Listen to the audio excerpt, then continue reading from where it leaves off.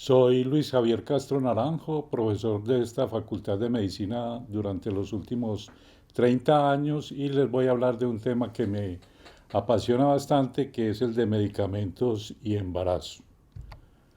Afortunadamente, un médico durante su ejercicio profesional, durante su vida profesional, va a emplear aproximadamente unos 50 medicamentos, pero todos ustedes saben la cantidad de productos farmacéuticos que hay y que sería imposible para cualquiera de nosotros manejar toda esa cantidad de productos. Entonces al final vamos a sedimentar la información y vamos a terminar en nuestra vida profesional utilizando unos 50 medicamentos. Hay unas referencias bibliográficas, la primera ya ese curso, que es un curso virtual en la plataforma Moodle, está alejado en UDA-ROA. Hay una dirección electrónica que es safefetus.com donde rápidamente, de una manera muy sencilla, puedes consultar cualquier medicamento en algún momento de tu vida profesional y te va a hablar de la seguridad o no de ese medicamento durante la gestación. Y por supuesto, el libro que nos debe interesar a todos, la Biblia de la farmacología, es el de Goodman y Gilman, que ha sido seguido por esta Facultad de Medicina, por esta Escuela de Medicina tradicionalmente. Y hay un artículo, apareció en la revista colombiana de obstetricia y ginecología que toca estos tópicos. Es indudable que para efectos de la farmacología y los productos farmacéuticos durante la gestación, durante el embarazo, hay que tener en cuenta los cambios fisiológicos que ya ustedes conocen. Ocurre una inducción enzimática producida por la progesterona. Recuerden que la progesterona es la hormona del embarazo y determina muchos cambios en todo el organismo. Están los efectos de las náuseas y del vómito sobre la absorción del medicamento. La paciente, la persona, la embarazada está hiporéxica o anoréxica y esto puede tener algún efecto sobre la ingestión de los medicamentos. Hay un aumento de la grasa corporal total en 3 o 4 kilogramos. Hay un aumento del gasto cardíaco, del volumen plasmático. Hay disminución de las proteínas en sangre y recuerden que muchos o todos los medicamentos tienen algún grado de unión a las proteínas. Hay aumento de la filtración glomerular y un aumento del flujo plasmático renal. Hay muchos otros cambios, pero por efectos de la exposición y la duración de la conferencia no me voy a alargar en esos cambios. Pero sí les debo recordar estos conceptos fundamentales, fundantes, que son el de la farmacocinética y la farmacodinamia. La farmacocinética se define como la dinámica de la absorción, la distribución, el metabolismo y la eliminación de los fármacos. O sea, ¿qué le pasa al fármaco en su paso por el organismo? En cambio, la farmacodinámica se refiere a los mecanismos moleculares de acción de fármacos, es el estudio de los efectos bioquímicos y fisiológicos de los fármacos y su mecanismo de acción. Dicho de manera simple, se refiere a los efectos del fármaco en el organismo, cosa que ahora no es fácil porque está explicado a nivel enzimático y a nivel molecular. Les traje la clasificación de la FDA de una manera sencilla, cómo se clasifican los fármacos durante la gestación. Es de advertir que hay otras clasificaciones en Europa, en Australia, sobre los fármacos y la gestación. En la de la FDA aparece en la categoría A, donde los estudios controlados no muestran ningún riesgo. En esta clasificación, en esta letra A, se incluyen unos pocos medicamentos que son absolutamente seguros para el consumo durante la gestación. Ahí estarían, por ejemplo, la mayoría de las vitaminas. En la categoría B están los medicamentos sobre los cuales no hay datos de riesgos en seres humanos, pero han sido experimentados ampliamente en animales y no se ha visto que sean teratogénicos o que produzcan daños en animales. En la categoría C no se puede descartar el riesgo. Aquí hay un gran número de medicamentos que usamos en embarazadas. En la categoría D, esta ya es una categoría de más riesgo, es una categoría donde hay fármacos como los anticonvulsivantes, los psicotrópicos, que pueden ser teratogénicos, que sabemos que son teratogénicos, pero que desafortunadamente hay que emplear en las embarazadas por el riesgo de muerte o de complicaciones graves durante la gestación si se suspende el medicamento. Ejemplo, ácido valproico. Es un medicamento que se reconoce como teratogénico, pero además es el anticonvulsivante más utilizado en el mundo. Es el anticonvulsivante tal vez de más amplio espectro. Y ya sabemos que aparte de ser teratogénico, aparte de producir malformaciones cardíacas y a nivel cerebral, puede producir un retraso o un daño cognitivo. Entonces, en el momento lo que se hace con el ácido valproico es reemplazarlo por otro medicamento más seguro con el auxilio o con la ayuda del neurólogo clínico. Y definitivamente en la categoría X están los medicamentos contraindicados en el embarazo.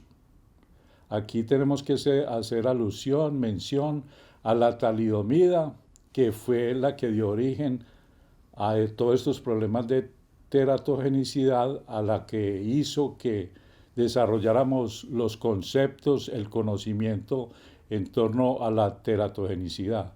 Y me gusta hablar de lo que considero la nueva tretinoína. Ojo, lo que considero la nueva talidomida, que es la isotretinoína. Este compuesto produce malformaciones graves en el feto y produce muerte fetal. En el momento se recomienda que la mujer que vaya a planificar que vaya a utilizar este método para el control del acné y de otras enfermedades, debe utilizar un doble método de planificación familiar. ¿Qué es entonces la teratogenicidad? Los efectos teratógenos de la talidomida sobre la formación de las extremidades, del alcohol sobre el desarrollo del sistema nervioso central y la cognición, y del dietilestilbestrol sobre el desarrollo genital en varones y mujeres, y sobre el desarrollo subsiguiente de carcinomas vaginales y cervicouterinos en la descendencia de las mujeres, son recordatorios importantes de los riesgos de la exposición fetal a los fármacos. Desafortunadamente, muchas esposas de médicos tomaron o consumieron talidomida por allá en los años 50, 60 del siglo pasado. Y muchas personas también consumieron el mencionado dietilestilbestrol. Esa talidomida se relacionó especialmente con focomelia, con malformaciones en las extremidades y otras malformaciones congénitas en los fetos. Se supone que el 20% de los hijos, se tiene esa estadística, de las madres que tomaron talidomida durante la gestación, nacieron con malformaciones congénitas. En 1960 se había introducido en Europa la talidomida y, como les dije, el 20% de los recién nacidos presentaron malformaciones. Las sustancias que disminuyen la absorción del ácido fólico, y ahí están, la mayoría de los anticonvulsivantes se van a relacionar con teratogenicidad. Entonces hablamos de la idantoína, de la fenitoína, de la carbamazepina, el valproato y el fenobarbital. Está el síndrome de la warfarina. Con la lovastatina se ha reportado la secuencia Bacterol y hay defectos del tubo neural e hipospadias asociadas al uso de citrato de clomifeno, que es un medicamento utilizado para la inducción de la ovulación. No podemos hablar de todos los medicamentos porque sería algo demasiado extenso y el tiempo es limitado. Entonces he escogido algunos grupos de medicamentos porque se han relacionado con daños a nivel materno, a nivel fetal, con teratogenicidad o porque son grupos de medicamentos que utilizamos a diario. Y recuerden que la automedicación es muy importante. Entonces se tienen estudios de todo tipo en Europa, en Estados Unidos, sobre consumo de medicamentos por automedicación durante la gestación y es bastante importante esa cifra. Los antiinflamatorios no esteroideos, los principales efectos terapéuticos de los AINES se derivan de su capacidad para inhibir la producción de prostaglandinas. Se unen en forma extensa a las proteínas en un 95 a 99%. Tenemos los AINES tradicionales y tenemos los AINES selectivos de la COX-2. Estos últimos han caído en desgracia y yo en lo particular poco o nada los utilizo. Entonces están los COPCIP, el Celecoxib, Rofecoxib, Valdecoxib, Parecoxib, etc. Son medicamentos que no se recomienda utilizar durante la gestación. Durante el tercer trimestre del embarazo, todos los AINES pasan a categoría D y esto se debe a que cierran el ductus arteriovenoso y producen o pueden producir hipertensión pulmonar en el recién nacido. Entonces, los AINES convencionales, los que todos ustedes conocen, el diclofenaco, el ibuprofeno, el naproxeno, están contraindicados en el tercer trimestre de la gestación por el cierre del ductus y la posibilidad de una hipertensión pulmonar en el recién nacido. ¿Qué efectos secundarios tienen? El 15 a 30% de las úlceras gástricas y gastrointestinales son por AINES. Todos tienen el potencial de aumentar el riesgo de infarto del miocardio y apoplejía. Producen aumento de la presión arterial y efectos secundarios renales y renovasculares. Producen o pueden producir hipersensibilidad y el síndrome de Reye. Los AINES tienen muchas interacciones medicamentosas. Por ejemplo, cuando se asocian a los IECAS, a los inhibidores de la enzima convertidora de angiotensina, pueden producir bradicardia y síncope. Se aumenta el sangrado cuando se asocian con esteroides o con inhibidores selectivos de la recaptación de serotonina o con anticoagulantes como la warfarina. Un capítulo especial merecen el ácido acetilsalicílico y otros salicilatos. Ellos producen inhibición irreversible de la ciclooxigenasa por el ácido acetilsalicílico. Se absorbe sobre todo en la porción alta del intestino delgado. ¿Qué efectos secundarios tienen, así como bien importantes para recordar? Hay un aumento del consumo de oxígeno y de la producción de CO2. Producen acidosis renal compensada, excreción de bicarbonato, sodio y potasio. La nefropatía por analgésicos. Esto lleva a una necrosis papilar y nefritis intersticial. Quiero detenerme y señalar que este efecto sobre la función renal no se produce únicamente en la materna, en la madre, en la mujer, sino que los AINES potencialmente también pueden dañar el riñón fetal. Recuerden que el líquido amniótico en última instancia, en los 2 últimos trimestres por lo menos, es básicamente orina fetal, depende de la micción del bebé. Entonces, si el bebé no orina porque se le dañó el riñón, por el uso de AINES, de antiinflamatorios no esteroideos, se va a presentar un oligoamnios o un anhidramnios que va a llevar a una serie de complicaciones en el recién nacido que se conocen como secuencia Potter. Secuencia Potter. Como no hay líquido amniótico en ese ambiente intrauterino, ese bebé no se va a poder mover y desarrolla una artrogriposis. Como todo su cuerpo está sometido a las contracciones uterinas durante toda la gestación, se van a producir deformidades craneofaciales, compresiones del cordón umbilical y todo ello puede llevar a restricción del crecimiento intrauterino, a compresiones del cordón que se pueden reflejar en bradicardias, compromiso del estado de bienestar del bebé y muy probablemente a la muerte fetal. Pero si el bebé logra nacer vivo, se puede morir muy rápidamente porque no desarrolla sus pulmones. Hace una hipoplasia pulmonar, no tiene con qué respirar y rápidamente fallece. También merece una mención especial el paracetamol, el acetaminofén, que históricamente hemos considerado como uno de los analgésicos y antipiréticos más seguros para utilizar durante la gestación. Es un metabolito activo de la fenacetina, es muy bien tolerado. Sin embargo, a pesar de lo que acabo de decir, hay informes anecdóticos de neutropenia, trombocitopenia, pancitopenia, anemia hemolítica y metahemoglobinemia.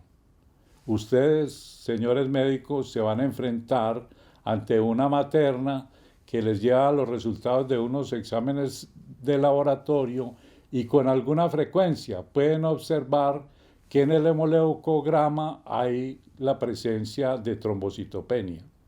Tenemos unas plaquetas bajas y lógicamente habría que hacer un ejercicio para encontrar una explicación a esa trombocitopenia. Entre las causas más frecuentes de trombocitopenia durante la gestación está la ingestión de medicamentos. Hay por lo menos identificados 250 medicamentos que se relacionan con trombocitopenia. Y uno de ellos puede ser el acetaminofén, que tan frecuentemente utilizamos en nuestras embarazadas. También puede producir nefropatía, hepatopatía, como característica sobresaliente de la sobredosis. Y a propósito, como nosotros mandamos tanto acetaminofén a las embarazadas, o mandamos tanto sulfato ferroso, o en ocasiones mandamos antidepresivos, bien sea los inhibidores selectivos de serotonina o los antidepresivos tricíclicos, es precisamente con estas sustancias que se presentan los intentos suicidas en las gestantes. Las pirazolonas.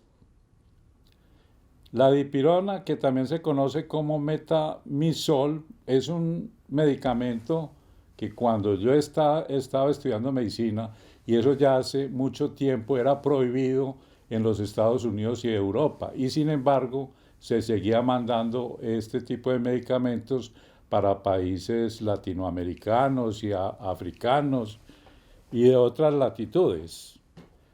Yo le tengo mucho respeto a la dipirona. Sé que los médicos lo usan en exceso. Sé que siempre se usa en los servicios de urgencias. Sé que existe la dipirona compuesta y que es un excelente antiinflamatorio, un excelente, y más que inflamatorio, antipirético, un excelente analgésico, pero que tiene efectos secundarios muy graves y por eso yo en mi práctica médica no lo uso. Produce leucopenia o puede producir agranulocitosis y displasia medular. Hay 7.000 casos al año de agranulocitosis y un caso por cada 3.000 pacientes.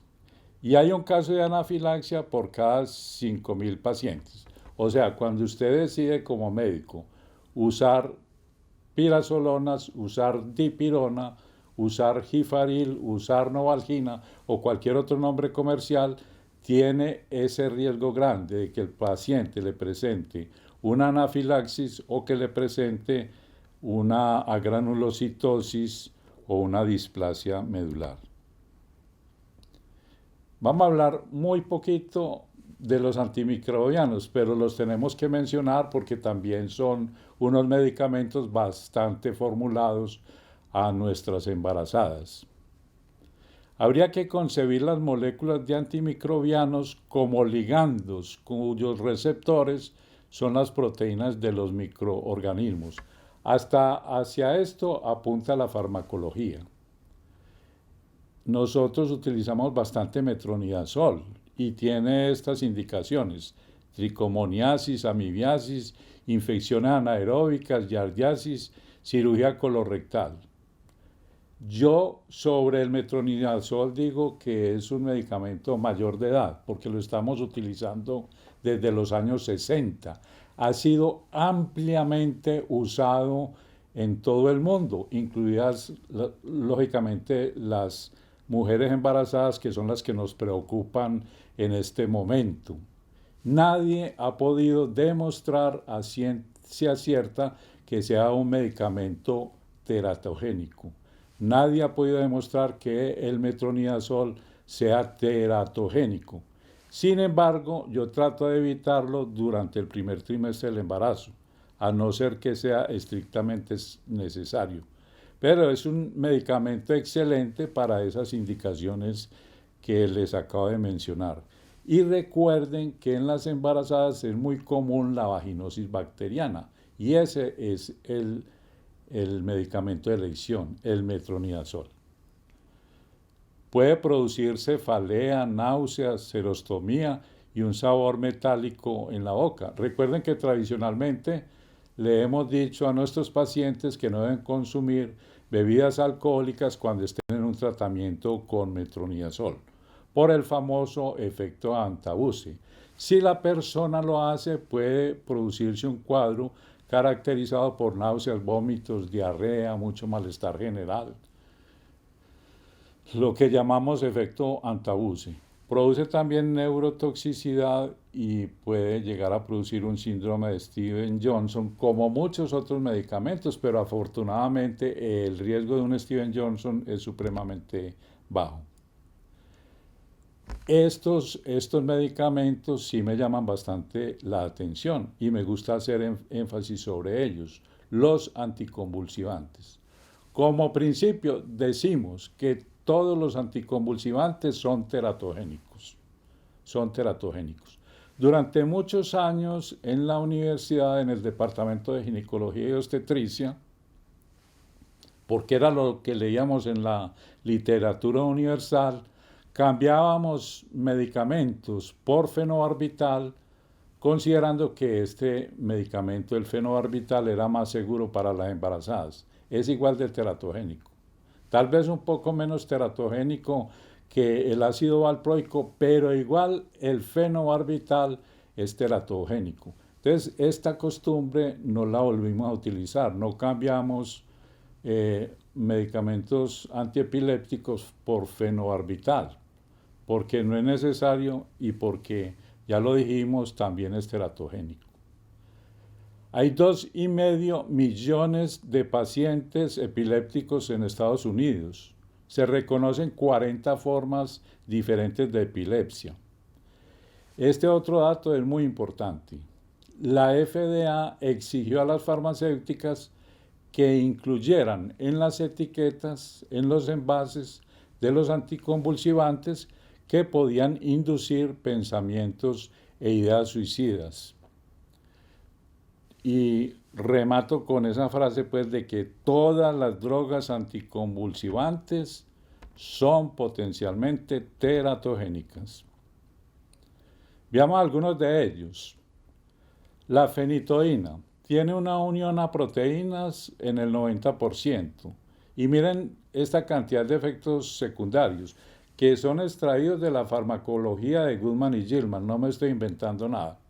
Puede producir nistagmus, ataxia, hirsutismo, hiperplasia gingival, anemia megaloblástica, cambios de comportamiento, aumento en la frecuencia de convulsiones, síntomas gastrointestinales, osteomalacia, síndrome de Stevens-Johnson, necrólisis epidérmica tóxica.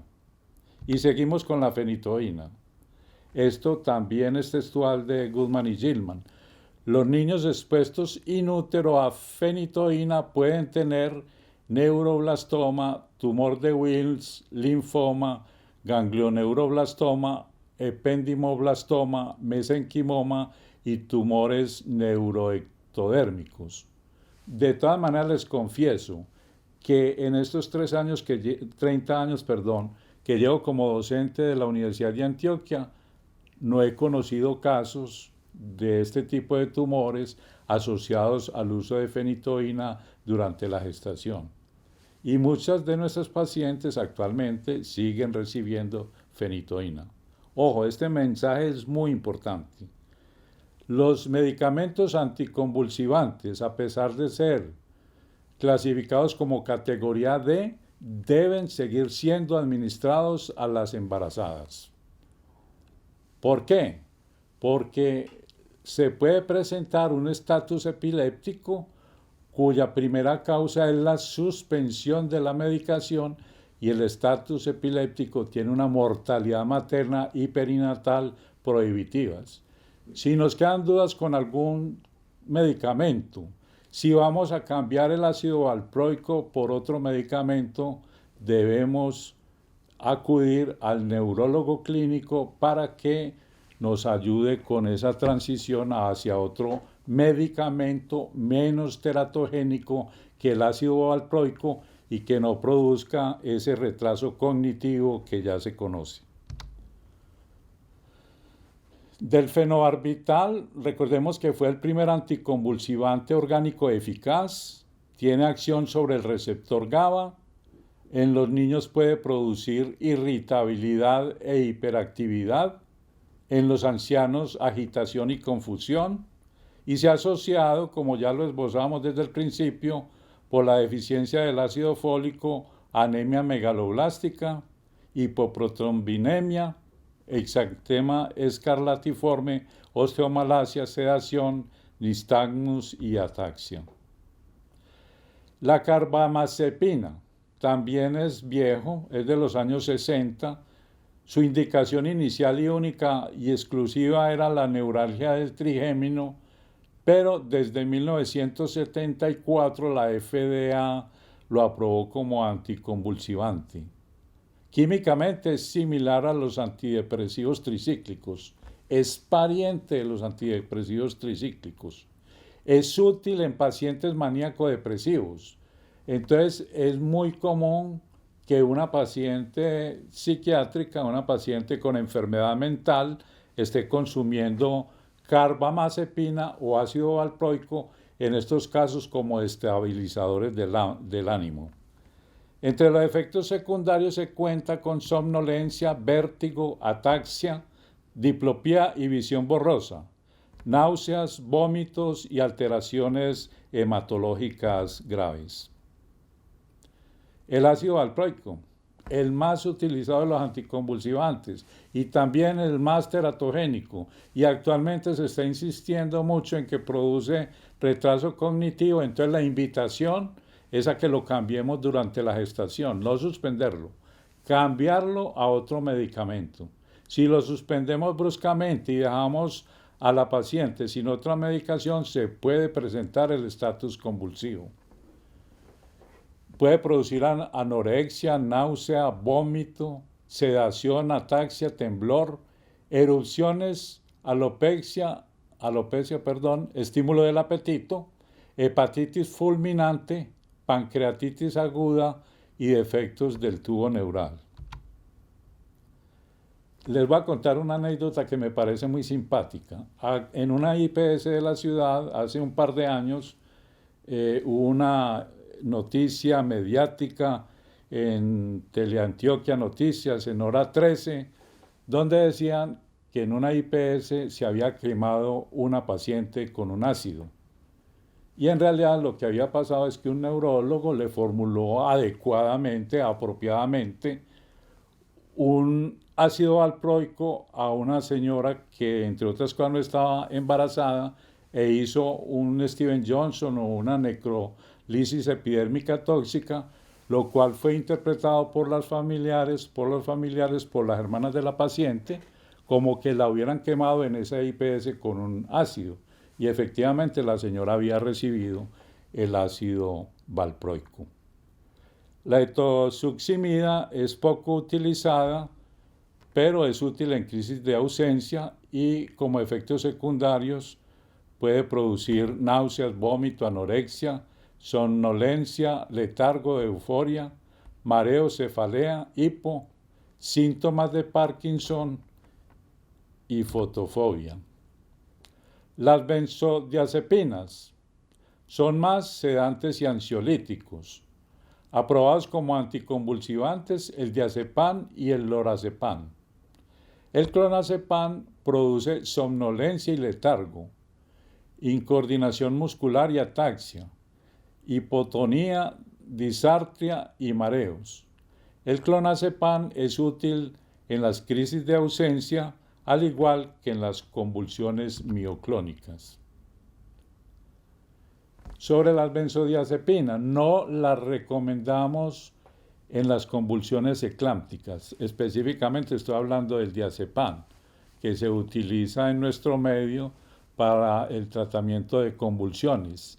No lo recomendamos en convulsiones eclámpticas. En este tipo de ataques, el tratamiento de elección sigue siendo y seguirá siendo el sulfato de magnesio que hemos empleado en obstetricia por más de 100 años. La lamotrigina es derivado de la fenitriacina, tiene un amplio espectro de acción, es útil como monoterapia, se utiliza en el síndrome de Lennox-Gastaut, puede producir mareos, ataxia, visión borrosa, náuseas, vómito y eritema. Ahora entremos al campo de los psicotrópicos. La depresión, la enfermedad mental puede presentarse en mujeres embarazadas. 1 de cada 5 mujeres tiene síntomas de depresión durante el embarazo. La mayoría de los clínicos están de acuerdo en que para los individuos con depresión grave el riesgo de no recibir el tratamiento sobrepasa el riesgo de ser tratado. Ya lo dijimos para los anticonvulsivantes, no se deben suspender durante el embarazo. Lo mismo estamos diciendo para los antidepresivos y algunos antipsicóticos. No se deben suspender en la paciente embarazada en general. Los inhibidores de la monoaminooxidasa no se utilizan. No sé si los psiquiatras todavía le ven utilidad a los inhibidores de la MAO. Yo confieso que en lo personal nunca en mi vida profesional he utilizado un inhibidor de la MAO porque son medicamentos que tienen muchos efectos secundarios, que tienen muchas interacciones medicamentosas e inclusive interactúan con los mismos alimentos. La nortriptilina puede considerarse el antidepresivo tricíclico de elección durante el embarazo. Recuerden que de todas maneras los antidepresivos de elección en el embarazo ya no son los tricíclicos, ya son los inhibidores selectivos de la recaptación de serotonina. ¿Por qué? Porque los tricíclicos producen muchos efectos secundarios, especialmente desde el punto de vista cardiovascular. Entre los inhibidores selectivos de la recaptación de serotonina, tenemos que decir que además de su uso como antidepresivo, los inhibidores selectivos de la recaptación de serotonina también son ansiolíticos, que tienen interacciones medicamentosas con los inhibidores de la MAO y las anfetaminas. No causan efectos secundarios cardiovasculares graves, como si lo dijimos ya para los antidepresivos tricíclicos. Y que la paroxetina se relaciona con riesgo de malformaciones cardíacas congénitas. O sea, la invitación es que no utilicemos paroxetina en mujeres embarazadas. Ahora, los medicamentos cardiovasculares. Este capítulo es muy importante. A pesar de que nosotros estamos tratando mujeres jóvenes, a pesar que nosotros estamos viendo mujeres en edad reproductiva, encontramos que muchas de ellas o algunas de ellas pueden ser hipertensas. Yo repito, las mujeres jóvenes con hipertensión las ven los obstetras, porque a través del control prenatal, de la visita prenatal, detectamos esa hipertensión. Y vuelven a ser muy importantes los cambios fisiológicos del embarazo. En la gestación, durante la primera mitad, disminuyen normalmente por cambios fisiológicos las cifras tensionales y específicamente o primordialmente porque hay una disminución de la resistencia vascular periférica. Una mujer en embarazo tiende a suspender la medicación espontáneamente, precisamente como previendo algún daño teratogénico en su feto, en su niño. Entonces suspenden espontáneamente la medicación. Y tenemos el caso de hipertensas crónicas que llegan a la consulta prenatal con cifras tensionales normales y sin tomar el medicamento. ¿Por qué? Por los cambios fisiológicos del embarazo. Pero después de pasada esa primera mitad del embarazo, vuelven y recuperan las cifras tensionales previas a la gestación. Entonces las vamos a tener hipertensas. Y si no le creemos a la señora que ella era una hipertensa crónica, vamos a interpretar eso como una preeclampsia, cuando son enfermedades distintas que pueden producir compromisos diferentes en la madre y en el recién nacido. Entonces es importante que tengan en cuenta esos cambios fisiológicos. La única droga que está ampliamente habilitada para utilizar durante la gestación en hipertensas crónicas es la alfa-metildopa. Y yo me atrevería a decir que en este momento tal vez los únicos médicos, tal vez los únicos especialistas que utilizamos alfa-metildopa somos los obstetras, porque hay que reconocer que es un medicamento que tiene muchos efectos secundarios y fuera de eso no tiene el mejor efecto antihipertensivo. Entonces los internistas han abandonado la alfa-metildopa. En el vademecum, digamos en el PLM, que es de los que más utilizamos en nuestro medio, ya no figura la alfa-metildopa, cuando otrora figuraba, inclusive con un nombre comercial, Aldomed, y había en ese vademecum unas 4 páginas de efectos secundarios. Entonces, en el momento, me atrevería a afirmar eso, solo se utiliza en mujeres embarazadas por la seguridad que le brinda al feto, porque no es definitivamente una droga teratogénica. Sin embargo, ahí les anuncio algunos de los efectos adversos. Puede producir depresión, vértigo, hipotensión ortostática, hipotensión neonatal, sequedad de la boca, anemia hemolítica, hepatotoxicidad. Unos efectos secundarios muy molestos, por ejemplo, produce impotencia. ¿A cuántos hombres se les afectaría su vida sexual por el uso prolongado durante muchos años con la alfa-metildopa? Y puede agravar los síntomas en pacientes con Parkinson.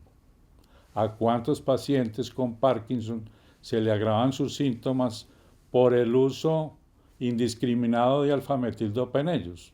Por no conocer que entre los efectos secundarios de la alfa-metildopa está exacerbar esa sintomatología del paciente con Parkinson. Entonces lo podemos utilizar en mujeres embarazadas. No les va tan mal a las mujeres embarazadas. En general no se debe pasar de 3 gramos por día. En el polo conseguimos en tabletas de 250 miligramos. Y para dar 3 gramos siempre son bastanticas tabletas las que tiene que consumir la paciente.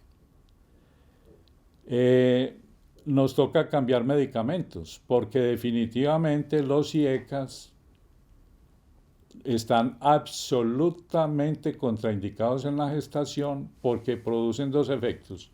Primero, daño renal, con la consecuente secuencia Potter que ya mencionamos.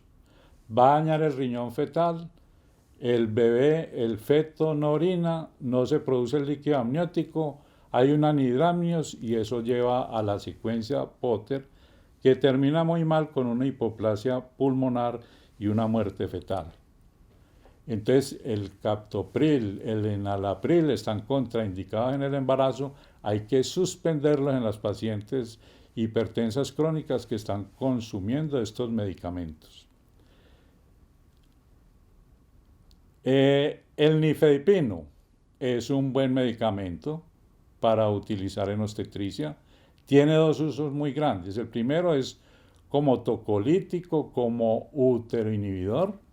Es la droga de elección. Es la droga de elección como uteroinhibidor.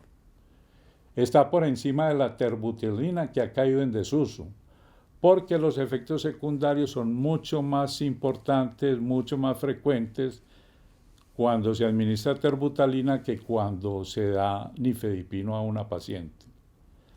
Y el otro uso muy importante en obstetricia es como antihipertensivo, para utilizar en crisis hipertensivas y para utilizar en el mantenimiento de pacientes con trastornos hipertensivos asociados al embarazo. Entre los efectos secundarios más frecuentes y que más nos interesan en las pacientes embarazadas son que produce cefalea por ser un vasodilatador y con el uso puede producir un edema pretibial, un edema en miembros inferiores. Estas dos cosas nos pueden hacer confundir con las pacientes embarazadas, porque uno piensa que de pronto el cuadro clínico se está deteriorando, que la paciente se está agravando y de pronto pensaría que esa cefalea corresponde a un signo premonitorio. ¿Premonitorio de qué? De convulsiones. Entonces hay que recordar ese efecto secundario cefalea. Yo digo que si una señora que toma nifedipino no tiene cefalea, no le están administrando el nifedipino. Es un efecto secundario supremamente común, muy frecuente. El losartán también está contraindicado durante el embarazo. Se me olvidaba ahora decirles cuál es el efecto secundario, ese segundo efecto secundario que se puede presentar con los IECAS y que también ocurre con el losartán. Recuerden, el cierre del ductus y la hipertensión pulmonar. Entonces el losartán produce lo mismo que los IECAS, el daño renal, el cierre del ductus y la hipertensión pulmonar. El labetalol también es un medicamento excelente donde esté disponible, por ejemplo en el Hospital San Vicente de Paúl, en los segundos niveles con seguridad está disponible el labetalol. No sé qué tanto estará en los primeros niveles de atención, pero donde lo tengamos. Las ampollas de labetalol vienen de 20 miligramos. De 20 centímetros cúbicos de 20 mililitros y tienen 100 miligramos de labetalol. Entonces lo que hacemos es llevar esa ampolla hasta 100 centímetros en solución salina y nos queda una relación de 1 a 1. Por cada mililitro de esa solución que acabamos de preparar hay 1 miligramo de labetalol. Y en las crisis hipertensivas le vamos administrando a la paciente 20 miligramos intravenoso lento de labetalol como un primer bolo. Si la paciente continúa con las cifras tensionales muy altas, por encima de 160, 110, podemos administrar un segundo bolo de labetalol de 40 miligramos, doblamos la dosis, 40 miligramos, intravenoso lento, esperamos 15 o 20 minutos a ver si la paciente se ha estabilizado, ha mejorado sus cifras tensionales, o si no, podemos utilizar un tercer bolo de labetalol ya con 80 miligramos del medicamento. Bueno, esto es básicamente lo que tenía para decirles. Sin embargo, les quiero hablar algo sobre el sulfato de magnesio y la oxitocina. Estos son medicamentos que identifican la práctica obstétrica. Yo no concibo la obstetricia sin el uso de oxitocina y no concibo la obstetricia sin el uso de sulfato de magnesio. Vamos a preparar lo que se llama una solución estándar, que le va a ser muy útil a todos ustedes para la inducción del parto en pacientes que tengan alguna complicación. ¿Cómo se prepara? Se cogen 500 centímetros de solución salina.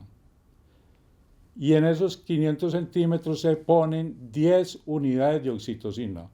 Recuerden, no es una ampolla, son 10 unidades de oxitocina. Y eso lo vamos a pasar en una bomba de infusión. Ojo, solo y si preparamos esa solución, como dijimos, 500 centímetros de solución salina y 10 unidades de oxitocina, tenemos lo que se llama una solución estándar. Y en esa solución estándar identificamos una constante, una K, que es 3. Y ese 3 nos sirve para multiplicar o dividir. Siempre vamos a pasar esa oxitocina en bomba de infusión para darle seguridad a la paciente.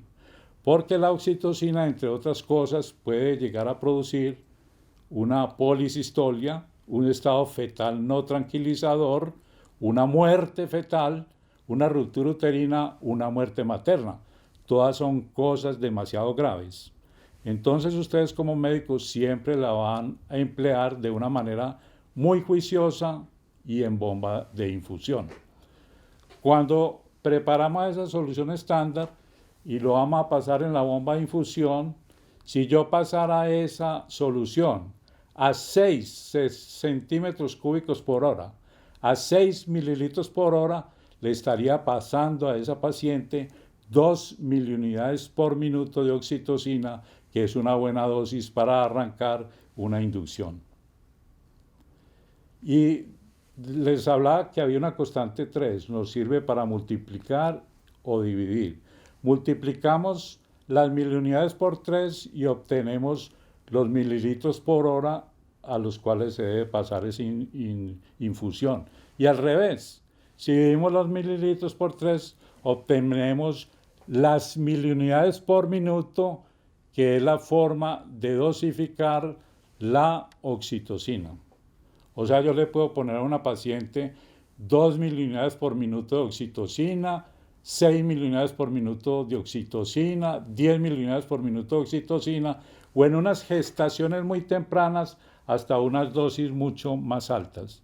Pero en general, en un embarazo de término, arrancamos con 2 miliunidades por minuto. Un ejemplo para terminar con el uso de la oxitocina. Si un paciente estuviera recibiendo 15 centímetros por hora en bomba de infusión de esa solución estándar que acabamos de preparar, estaría recibiendo 5 miliunidades por minuto de oxitocina. Esa sería la dosis que le estaríamos pasando a esa paciente en particular. Hasta acá lo que queríamos decir de la oxitocina. El sulfato de magnesio, otra droga espectacular, una droga que salva muchas vidas en obstetricia, una droga que tiene varias indicaciones, por ejemplo, la neuroprotección del recién nacido, pero especialmente el tratamiento de las convulsiones eclámpticas y la prevención de las convulsiones eclámpticas. El sulfato de magnesio, jóvenes, viene en varias presentaciones. Viene al 10%, al 20%, al 50%. Y yo tengo que estar muy seguro de la presentación que tengo disponible, que generalmente es la del 20%. Ampollas de 10 mililitros al 20%. En cada 10 mililitros de esa ampolla hay 2 gramos de sulfato de magnesio. ¿Qué es lo que hacemos normalmente? Preparamos una solución con 500 centímetros de solución salina y 10 gramos de sulfato de magnesio. 10 gramos de sulfato de magnesio. ¿Cómo obtenemos esos 10 gramos de sulfato de magnesio? Con 5 ampollas de sulfato de magnesio al 20%. Con el sulfato de magnesio tampoco podemos cometer errores, porque a pesar de ser una excelente droga, si la utilizamos inadecuadamente, podríamos dar traste a la vida de la paciente, podríamos matar a la paciente. Eso sería un homicidio culposo. Una vez preparada esa solución, 500 centímetros, con 10 gramos de sulfato de magnesio, uno pudiese pasar la mitad a chorro. Eso dicen las normas. O sea, 275 centímetros a chorro. A mí me gusta no pasarlo tan rápido y más bien demorarme 15 o 20 minutos. Porque cuando uno administra sulfato de magnesio, rápidamente la paciente experimenta muchos efectos secundarios.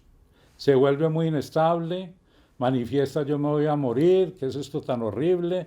Le dan náuseas, vómito, se pone muy inquieta, le da flushing, tiene un enrojecimiento y un calor en la piel que la desespera.